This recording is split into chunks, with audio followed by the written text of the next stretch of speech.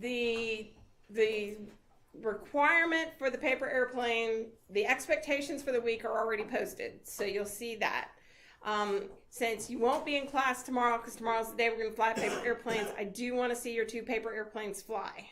So if you're around on Wednesday, great. If not, Thursday's fine. For you guys over, if one of you guys over there are missing because of either basketball or baseball, no. Well, I got baseball over there too. See, I got basketball and baseball over there. I got basketball and baseball over here. You know, it's okay. And we got roustabouts, and we got yeah. It's just the usual stuff. It's better baseball teams over here. Okay, we don't get into that. And I want to thank my basketball players because I got through Friday night. Yay! And nobody yelled at me. Nobody yelled at the clock person, which is good because that was my first time running the scoreboard with everything. So that was why it was a little more challenging than usual. But I do want to see the paper airplanes fly.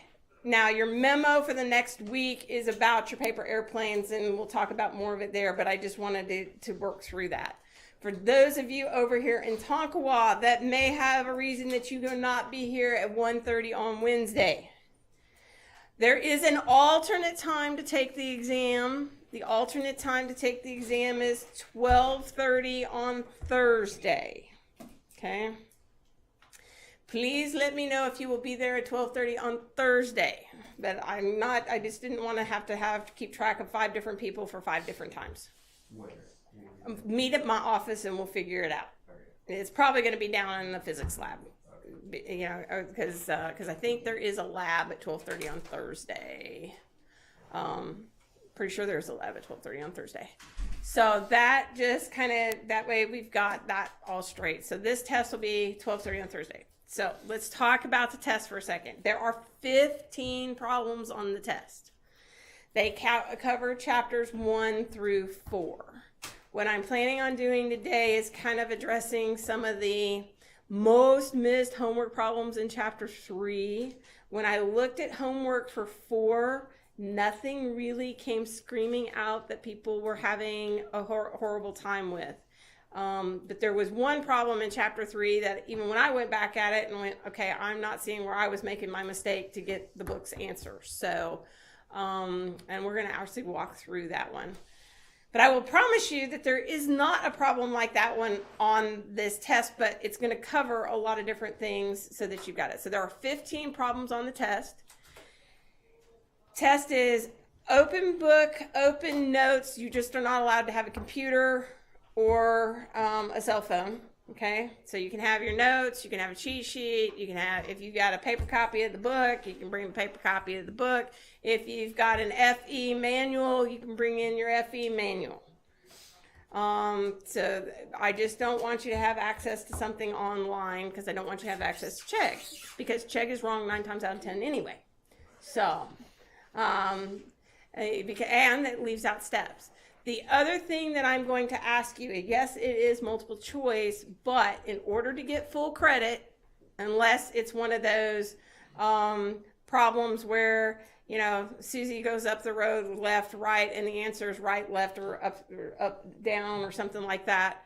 In those cases, I'm not expecting to see the work, but I do want to see the work visible on your test. So I've left you plenty of space, but it will be multiple choice. I will go back and give partial credit if the answer is wrong, provided that you're in the ballpark kind of thing.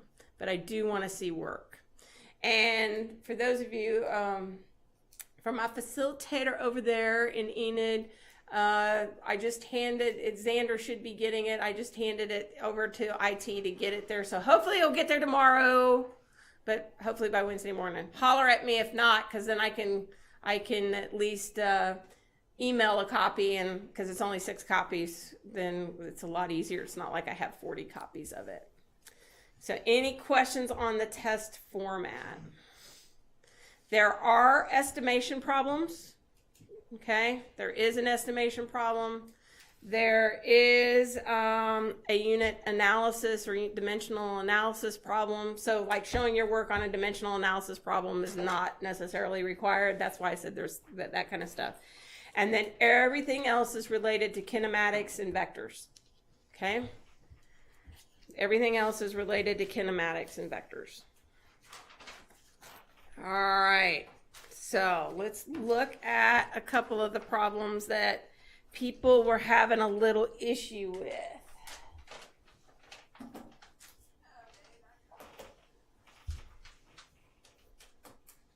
You guys see the document camera over there in Enid?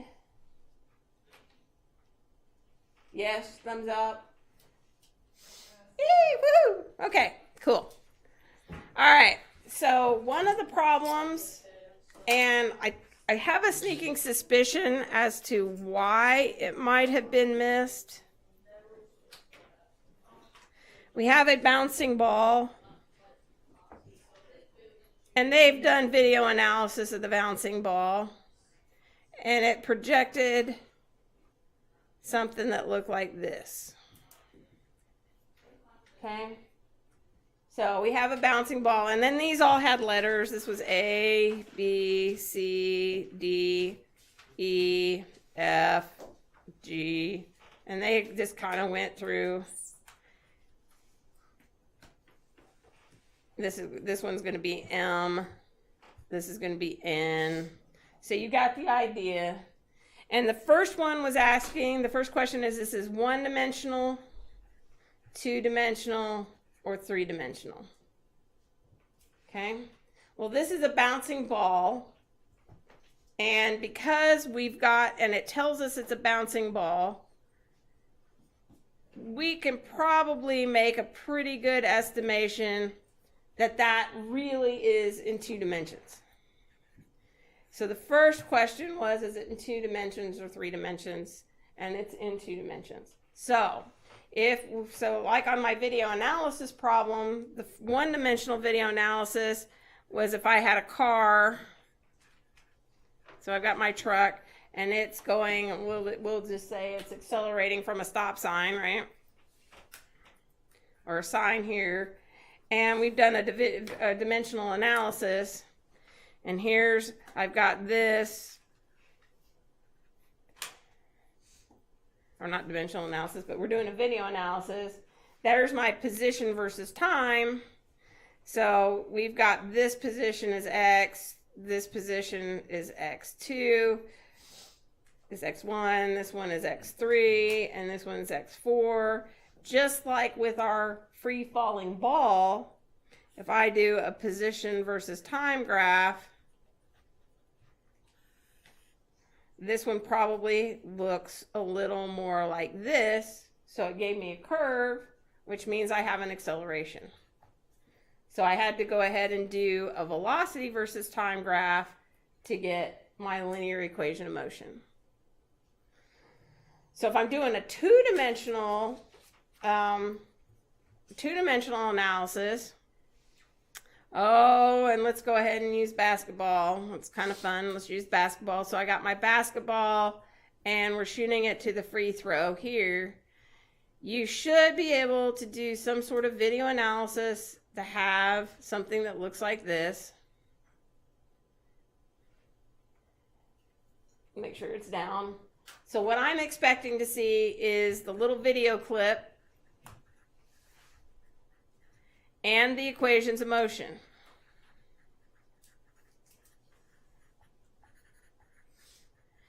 And I want them in the X and in the Y direction. Okay, I want them in the X and the Y direction. X should be easy, right? X is going to be, or my distance. This distance here should be the velocity in the X direction times time. So your video analysis is probably going to have to do a little bit something like this, where you're going to have to estimate the angle. If you're using either the Tracker software or the Vernier software, you should be able to put a reference line and measure the angle. Okay, so that'll give you that. And then your dots, it's going to give you your X, Y position, your X, Y, what you'll end up with is an X, Y, and T position. So if this starts at T is equal to 0, it's going to give you, at T is equal to 1, my X will be, say, 1 meter down the way, and my Y will be 1 meter up. And, okay, and my T is equal to 2, I'll have my X is at 2 meters, and my Y might be at 1.5 meters up. And at T is equal to 3, my X will be at 3 meters, and my Y might be at 1.75 meters. And then you can approximate the shape of the curve, and you can give you your X and Y directions. So that's basically what I'm after. Okay, that's basically what I'm after for the two-dimensional motion. So back to the problem that we had in the homework. The next question is, which point is the speed highest? EST. So if I have a situation like this, we know it's a bouncing ball. Which speed is going to be the highest? Or near which point is the speed going to be the highest? This one? Well, I'm going to do this. I'm going to do A, B, and C. Is it A? For those who think it's A, raise your hand. Okay. All right. Those who think it's B. C. Got one that says C. Got a couple that say C. It's going to be A. Because if we think about what's happening in free fall, and this is why I liked this problem. So in free fall, if I'm at height H, all right, there's height H, and it doesn't matter if I'm in one or two-dimensional motion. If I'm dropping a ball from height H, I've got an acceleration due to gravity of negative 9.8 meters per second squared. And we know that V squared final is equal to V initial squared minus 2GH. That's one of our kinematic equations of motion, right? Yeah, minus 2GH. So if we go there, we know that if we start in free fall, that's a 0. So V squared, or V final squared, is going to equal negative 2G, and my H is in the negative direction, so this is going to give me plus 2GH. So V final squared is equal to 2GH, so V final squared is proportional to the height. So no matter what I do here, I'm going to be in free fall at this spot, I'm going to be in free fall at that spot, I'm in free fall at that spot. Since I'm dropping from a higher point, this one is going to have a higher velocity than that one or that one. So this is also something that we can consider dampening. Okay, in a little while we're going to start talking about friction. This is a case that I get dampening primarily due to air resistance and primarily due to a loss of energy. So if I have a tennis ball and I'm bouncing the tennis ball, when it hits the ground, I get some deformation, and that deformation of the tennis ball causes, and when it rebounds back up, I'm going to lose a little bit of energy in that rebound just because of the heat that's generated there. So I don't have as much energy, so it's never going to bounce.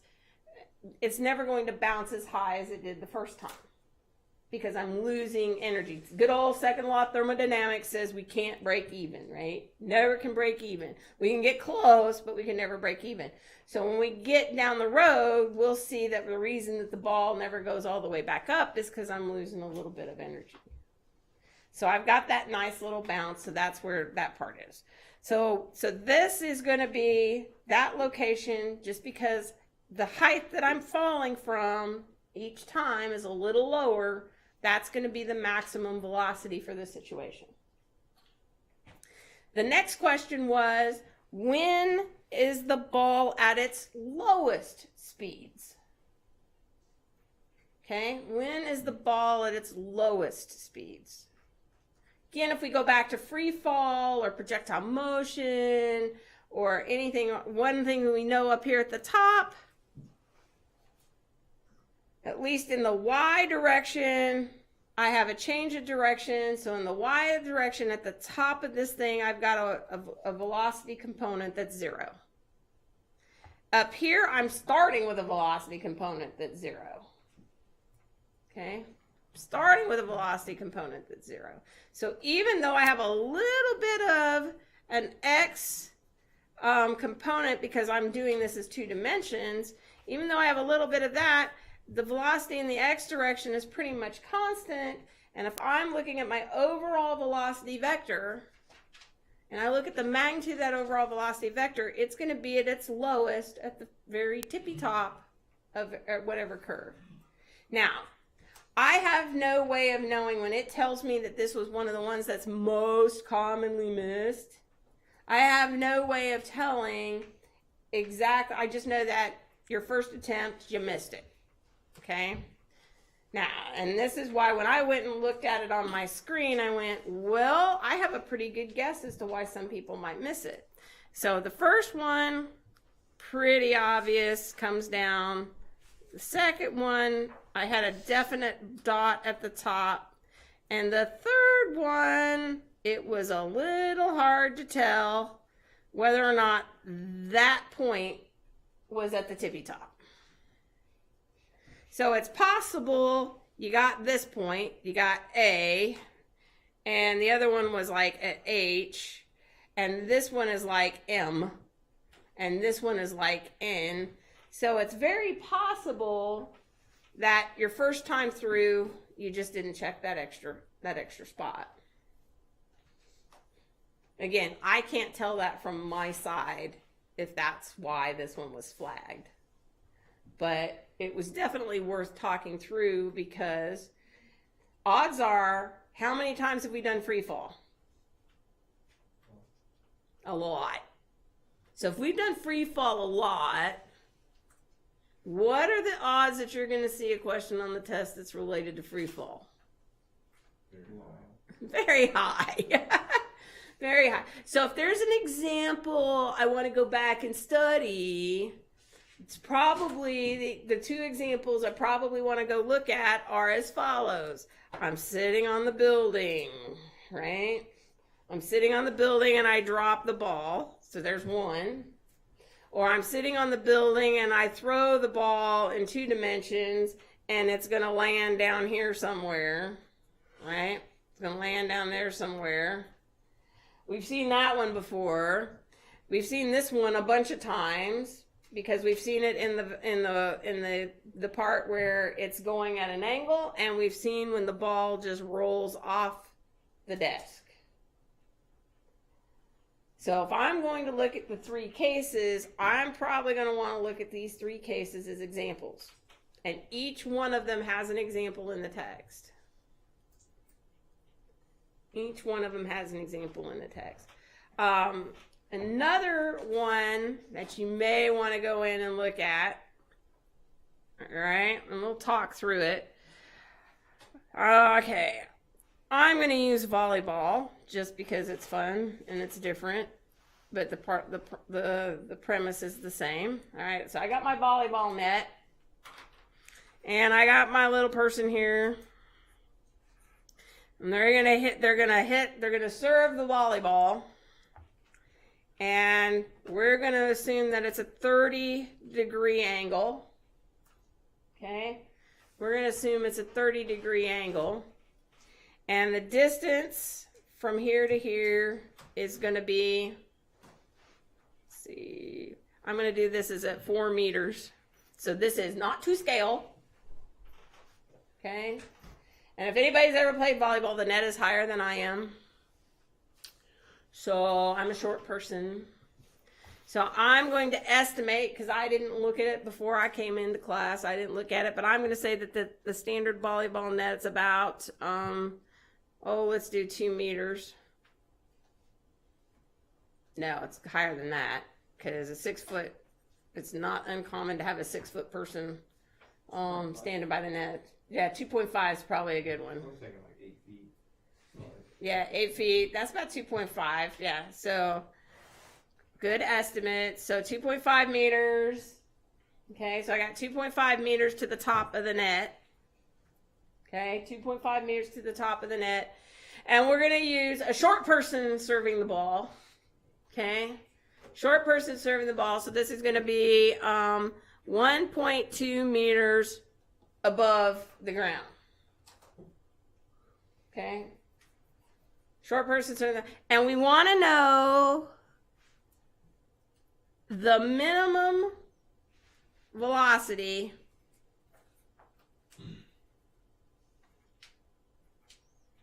this is what we want to know that just barely clears the net. Okay? You want to know the minimum velocity that just barely clears the net. Now, we're going to do this algebraically. But I want you to also know that if I'm looking for maximums and minimums and I'm looking for them in calculus, and in this case it's not going to quite work out, but one of the things that you want to look at is when I do a derivative and set the derivative to 0, I'm going to get a maximum or a minimum. So mathematically we can look at maximum and minimums by doing a derivative. And remember, you guys haven't gotten to derivatives, but if I'm looking at velocity, velocity is a change in position with respect to time, which we can rewrite that as a derivative with respect to this. And I'm actually going to go ahead and show you this because I keep running across it. And if you take dynamics from me in a year, this is one of the things the dynamics book will look at. Then you'll also see this representation with a dot indicating that that's a derivative. So just starting to show you alternate versions of how the calculus might be shown in a textbook or in another book along the way. All of these things are roughly equivalent. We in engineering are going to be working this way. My algebra folks are doing this. But in this case, we've got that part. So we've got my volleyball. Let's go back to my volleyball problem. We have our 3 equations of motion, or 4 equations of motion. So I have x is equal to velocity in the x direction times time.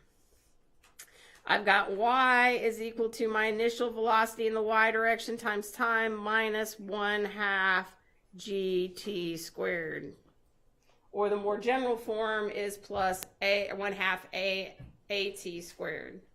I have velocity final squared is equal to the velocity initial squared. And if I'm doing it in the y direction, this would be minus 2g height. Right? Minus 2g height. If I'm doing it in the x direction, I get velocity final squared is equal to the velocity initial squared. Usually don't have that, so there's no acceleration term because it's gone away. And so I've got that one, which we kind of already knew. And then I also have in the y direction, v final is equal to v initial minus g times t. You don't have a time. This one? Well, in your little picture there. Nope, we don't have a time. We don't have a time. So if I don't have a time, this equation has velocity, gravity, and time. This one doesn't have time. That one doesn't have time. So guess what I need to do, right? I can find my, I don't know my V final. I have a few things that I can do here in order to play with this. I can find time. Time is going to equal Vx divided by the distance, right? And Vx, I'm given an angle, is going to be V cosine of my angle divided by my distance. So now I have time. I know Vy is equal to V sine of my angle.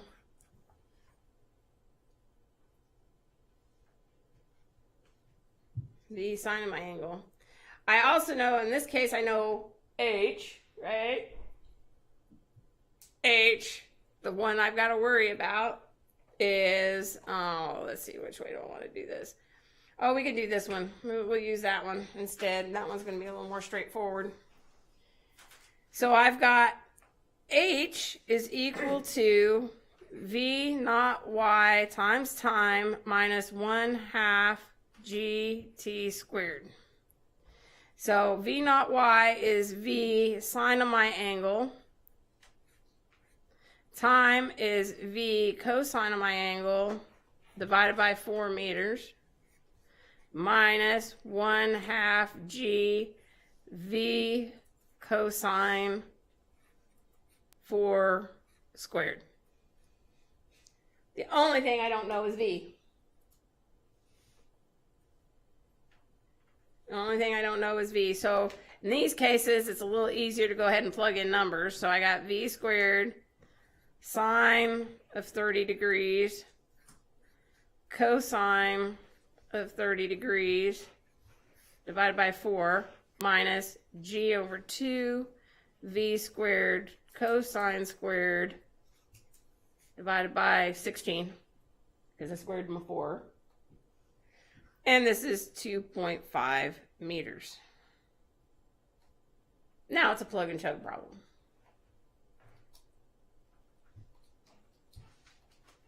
And that would give me the minimum velocity to just barely clear the net.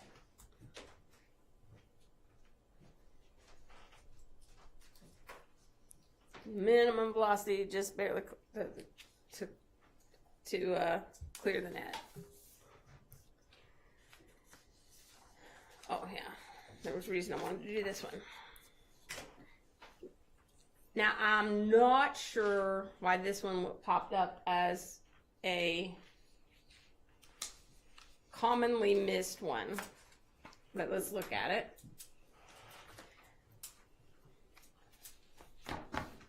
Given just a raw vector here, I've got a vector A, and I'm given 14.8 in the I direction minus 34.6 in the J direction, and we wanted to find the magnitude. So this is one way of representing the magnitude. Little later on, like in about 100 pages in your book, you're also going to see this representation. Okay? That also indicates magnitude. And I'm about to show you why we're going to see that representation. So, and you've probably seen that before in way back when you were dealing with just straight vectors in algebra and just straight vectors, looking at a few other things, but I wanted to show you that kind of a format. So you want to find the magnitude, that's one of the things you wanted to find, and you wanted to find the direction. And the way WebAssign stated it, and they gave you this little box, and it gives it to you in degrees, and it says counter clockwise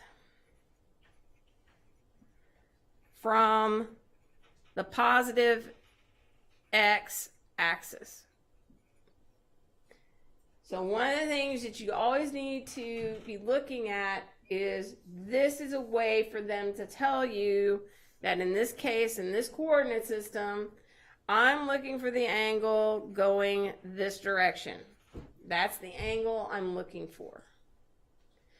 One of the things that you can do to help yourself out when you're playing with these things is, let's look at this vector. This vector, I'm going to rewrite it so I don't have to move it on the screen, was 14.8 in the I direction minus 34.6 in the J direction. And a lot of times if you do nothing else when you're dealing with your vector, you may want to draw which quadrant it's in, because remember we do these quadrants. We do 1, 2, 3, 4 if I'm doing my Cartesian coordinate system. this vector is going to end up in quadrant 4. Okay? This vector is going to end up, let's see, I'm in the x direction, 14.8, and I'm in the y direction, not to scale, 34.6. My vector's kind of down here like this. This is probably the angle we actually calculate, particularly because we're going to do, if we do the tangent of the angle is our component in the y direction over our component in the x direction, I get a minus 34.6 divided by 14.8, and I've got a tangent. I'm likely to get a negative angle, and it goes in that spot right there. So knowing what quadrant I'm in is really going to help me out. And if I typed in that negative, it's going to give me a big red check, or big red X. Because the angle it's actually asking for when it says counterclockwise from the positive x direction, it's wanting that angle.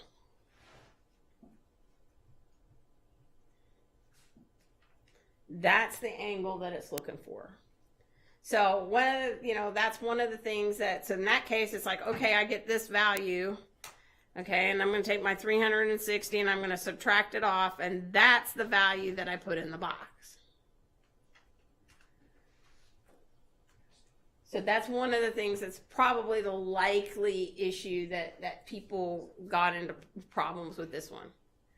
But always look at this as counterclockwise from the x direction, because we're going to end up down the way, we're going to actually be drawing little arrows to tell us whether I'm going counterclockwise or clockwise. Because, as we talked about, if I do a right-hand rule with my vector, and do that turn, I'm going to have to know, and counterclockwise turns out to be positive with the right-hand rule, which is a little counterintuitive how we do things, when we're doing it on a piece of paper. Because we always think clockwise is positive. Well, then in this case, it's not. That's also kind of screwy because we always seem to start 0 there. Why? I don't know. Because our circle is 360 degrees. It doesn't necessarily matter where my 0 is. But that's if I'm doing my Cartesian coordinate system, I got to know what quadrant I'm in. So that kind of will help you out. Okay, so let's do the one that was probably, at least on the first time around, the most missed problem in the homework.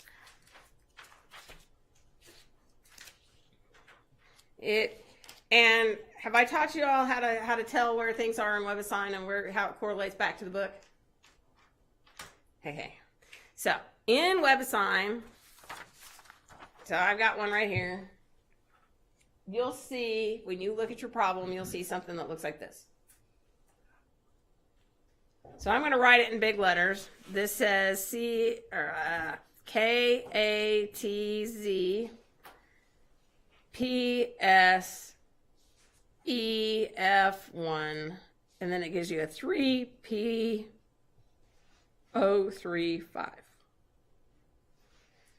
Okay, this part right here relates to the book. Now, for us, this is our CATS textbook.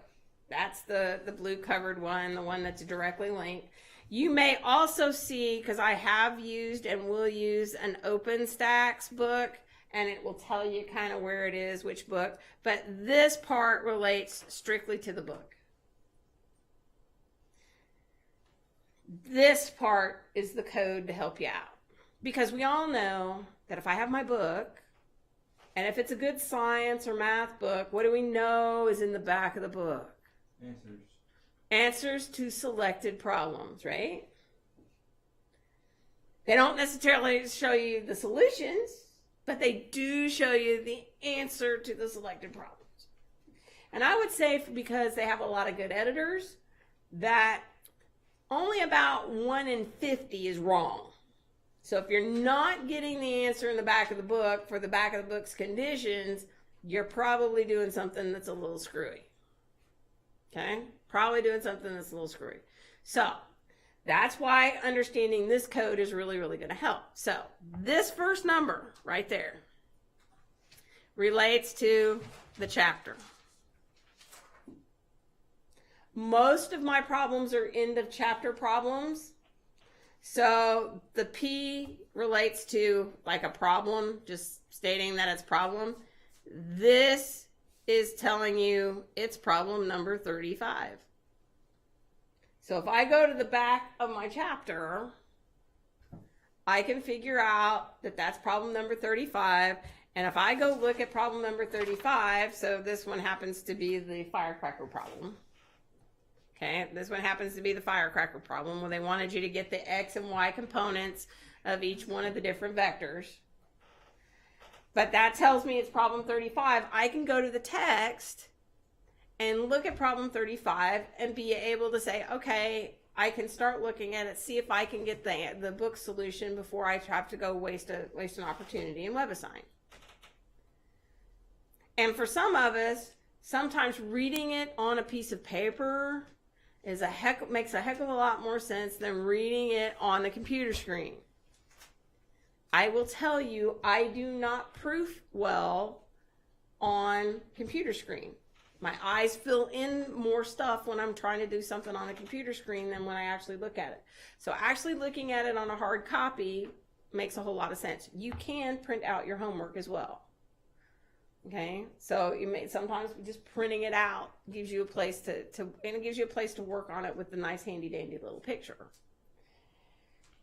So this will help you out. So it turns out that the one that most people missed happens to be problem 53. Yeah, chapter 3, problem 53. There's 53 problems. In the back of the book. Oh, okay. That's why I say don't tell me it was problem number 9 in the homework. Because I can't tell you what problem number 9 in the homework is. Remember, I teach Engineering Physics 1, General Physics 2, General Physics 1. Those are all that's in WebAssign. You have homework assignments and quizzes. I can't remember which problem is which. It's not going to happen. But this one happens to be problem 53. But the problem 53 in chapter 3 was this. You were given that vector A plus vector B was going to equal, and in this case, the back of the book problem says 4i. You're given that. And you were given that the magnitude of vector A was equal to 7 meters, and the magnitude of vector B was equal to 7 meters. And you were asked to find the angle between vectors A and vectors B. So basically what you were asked is I have some vector A, some vector B, and I want to find that angle. Now, if you were sharp and remembered that, hey, we probably have done this before in my math class. So I can go to the index in the back of the math book and look for how to do a vector and go back and look at my vector stuff and find the angle between vectors. It would tell you this, that the cosine of the angle between the vectors is going to be the dot product of vectors A dot B divided by, and I love how they do it, they'll do A, and that's where you get that handy dandy little stuff. If I Googled finding the vector or the angle between the vectors, it probably gave me something that looked like this. I got U dot V divided by the magnitude of U, like that. Okay? Now, this is pretty cool, because if I remembered this, okay, if I remembered this and we will see it again on page 252. It's actually in our physics book. It's on page 252. It shows up when we start talking about work. And it shows up and looks at the vector between. But this is if I've remembered it from math class, right? Well, that's pretty cool because I know what my magnitudes are, right? I know what my magnitudes are, that's 7 times 7, so that's going to be equal to something over 49. I just need to know what the dot product between my two vectors are. And if you happen to remember that, you'd say, okay, u dot v is ending up being u in the x direction, v in the x direction in the I, plus u in the y direction, v in the y direction in the j. Okay, so that gives me a solution. All right, but we're about to find out that that doesn't necessarily help us in this case. Okay, that doesn't help us in this case. So let's look at how the author intended to do the problem. So one of the things I do know is if I write vector A is going to be ax in the I direction plus ay in the j direction, because I can write it that way. And vector B, okay, I'm just warning everybody that obviously my media is full because it shut off. The recording shut off. Okay. But bx in the I plus by in the j. Oh, maybe. Let's see. No, it's still recording. We're doing okay. So I don't know what that pop sound was. All right. So we've got that. So I've got A, and so I know that A plus B is going to equal ax plus bx in the I direction plus ay plus by in the j direction, and we've been told that this is equal to 4i, which means that ay plus by has to equal 0, and ay is equal to minus by. We also know from what we were told is that ax squared plus ay squared is equal to 7. And we get bx squared plus by squared is equal to 7.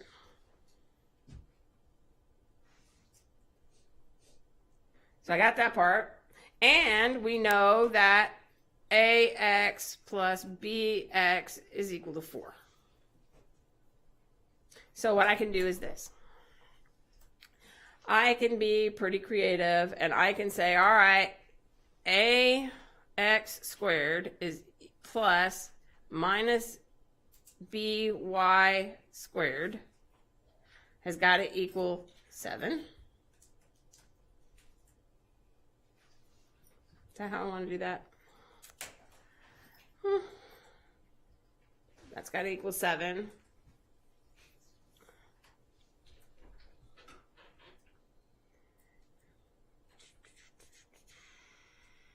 Got that one's equal to 4. Is that what I really want to do?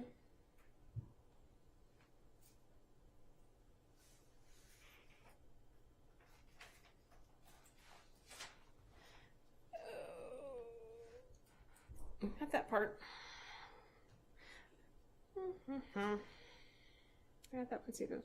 So I have ax is equal to 4 minus bx. I can do that one. And I can plug things back into here if I wanted to. But you end up with, if I have that's equal to 4, a plus b is equal to 4. And if I go in here and play with these, I can actually show that ax squared has got to equal bx squared.